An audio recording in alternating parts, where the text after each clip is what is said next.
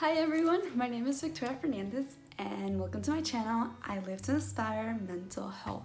If you're not already subscribed, please subscribe to this channel and I will talk about mental health, my experience with bipolar disorder, and videos such as how to deal with stress, how to deal with anxiety, and so much more. So, in this week's video, I am going to talk about part 2 of my parents' experience with my bipolar disorder and how they coped. So in last video, I talked about what were the signs that I had when I was little and what did they think about it and what led them to take me to a psychologist when I was 8 years old. In this week's video, I'm gonna talk about when it comes back. At what age did I start showing symptoms again? And what they thought might have led to that and what they thought it could have been before they decided to take me to a professional. So with that, let's get started. And first, I'm gonna start with an event that happened and I actually don't remember it, which is maybe my mind's way of coping and, forgetting the things that really hurt me. But it is something that I did talk to with my parents, and they said that when I was around 16 years old, so, you have your teen years where you're starting to be, very emotional sometimes. A lot of things are going on. And there was a specific event where I was very angry. I believe I was having an episode, but we didn't know that. And I got mad at my dad and at my parents for some reason. And I decided to storm out of the house. I started running out of the house towards the garage and I was crying and I was like hysterical, and my mom was like holding me in, like she was like grabbing me, like she describes it as she was trying to keep me from like running outside. And I was out of control. I was making my dad feel like I hated him. I was saying very hurtful things, and it was just something that, it was very hurtful for them, and they didn't understand why I was acting like this when in reality nothing had happened that was huge. It was probably, regular fights that you have with your parents, which is normal, as a teenager. And it was just very difficult for them to see these kind of like reactions from me. But they said that maybe she's just a teenager, this is what's going on, maybe it's because we're like overly protective. It could have been a lot of stuff. And so it was taken as that at first. But there were a lot of events that I reacted like that I was just very like not in control of my emotions, and I would just lash out and say very hurtful things and like, kind of like say like I don't want to live here anymore, like threaten them, like things that aren't normal, and that I would then like get over it, and my emotions were just all over the place. But again, you're in your teen years, so you would think like, they're just being teenagers, like that's fine. But as I said before, there is a limit. And they also believe it could have been because, I'm from Venezuela, and when we moved to the US, it was very difficult for me. It was a huge shift because it was a cultural shock, and also I didn't know how to speak English. So I was 9 years old, and I was, I come into the school where almost nobody speaks Spanish, and I was bullied because I couldn't speak English, because I had an accent, and it goes on and on and on. So that was very difficult for me. I mean, just being an emotional person, I would cry all the time. I needed help with my homework because I didn't understand what it meant. So it was hard. And then we moved to a different city, and that was hard again because I struggled with leaving friends again, and we moved a lot, so it was like, it just felt like I was never in a stable place. Of course, all of those things that happen in life can affect you emotionally, but at the end of the day, a lot of it is genetic, and I guess it might have like affected me a lot, but I had seen these symptoms when I was little, and it just started to come up again when I became a teenager. And there was events that happened that made them, really worry. And especially there was a night where I was extremely out of control. I was just so so bad that I thought I was in control. I thought that I was okay. I was not medicated at the time. I was only seeing a psychologist, and I think this was the breaking point. This is when they said, that's it, this is not normal.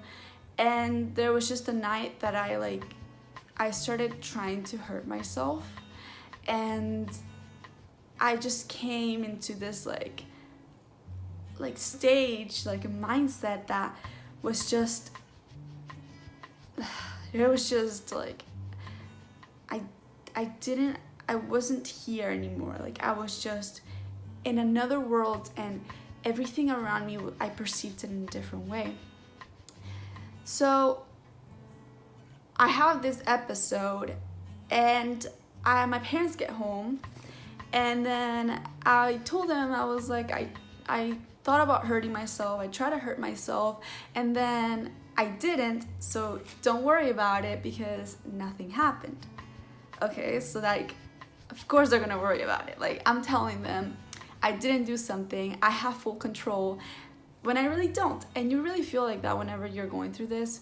You feel like you have control over your actions, but in reality it's not like that, because there's a very thin line, I think I've talked about this before, between actually doing something or actually committing suicide or actually hurting yourself and just thinking about it.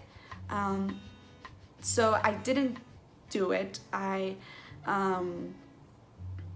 was just really bad. So what happened was that my parents, they talked to the psychologist, and then they took away my car, which I did not take very well. That was not good. They were just, alarmed all the time. My mom would stay home with me while my dad would go do something else because they were afraid that I would hurt myself. They were just always watchful, watching me and monitoring my behaviors.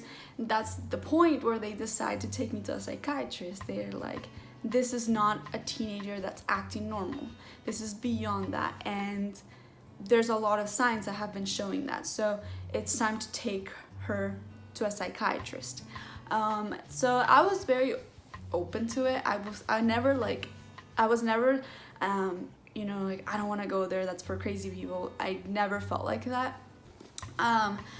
But it was just super hard for me because they're taking my car away because they don't know if I'm gonna do something to myself or if I could cause an accident. And for me that was a personal attack, because I was like, how are you gonna tell me that I'm gonna hurt somebody else? I would never do that.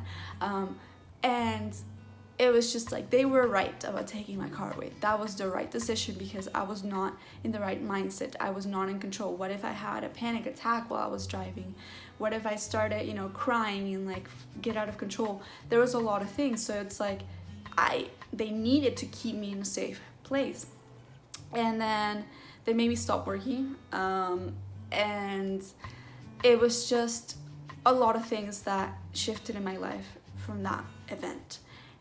And that's what kind of opened the doors to everything that happened, how I got treated, and yeah, how I came to a doctor, how I started taking medications, and so much more. After, doing all that, me seeing all my reactions, and literally my dad would be there and I would be like, don't touch me, don't touch me, don't touch me, get away from me, I don't want you, I don't want to see you, all this stuff. After I'm taken to a psychiatrist, I get put on a medication for depression, so it was an antidepressant, and it turns out I wasn't clinically depressed. I mean, I was depressed, but I had something else. And we find out because I started taking these medications, and I become super like, I was in a high, like I was in one of those like higher moods in the bipolar disorder, and I'm the depressed. This wasn't normal. I was extremely happy. I was acting in a way that wasn't me. I am not a person I'm a very happy person, but I'm not like, you know, super loud and like you know, singing all the time and like doing all these things that I was doing, and I was just out of control. I felt like I was on top of the world.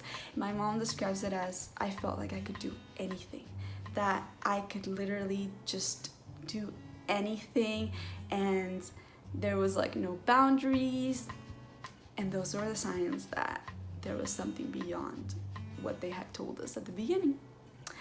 So with that, this is the end of this video. I will talk about more my diagnosis with bipolar disorder, how they dealt with it, what does it mean to take medications, like what is their perspective, how do they feel about it, and also how do they feel about me making YouTube videos about my diagnosis and talking about our personal life. So with that, I hope you liked this video, and if you did, please like it, comment, and share. And also remember that there is a light at the end of the tunnel, and a bad day does not mean a bad life.